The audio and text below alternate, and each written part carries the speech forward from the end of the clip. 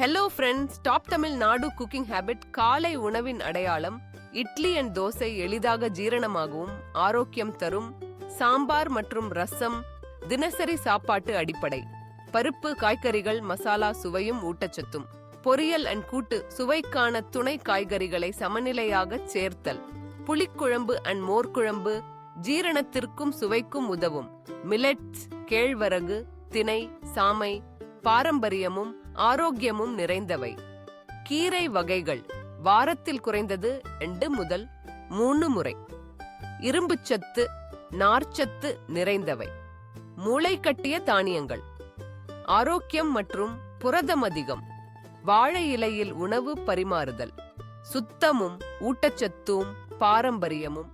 விருந்து மற்றும் திருவிழா உணவுகள் பொங்கல், கொழுக்கட்டை, சுண்டல், அடை போன்றவை. இலகுரக இரவு உணவு இட்லி, அடை, அப்பளம் போன்றவை எளிதாக ஜீரணமாகும். பார்த்ததற்கு நன்றி.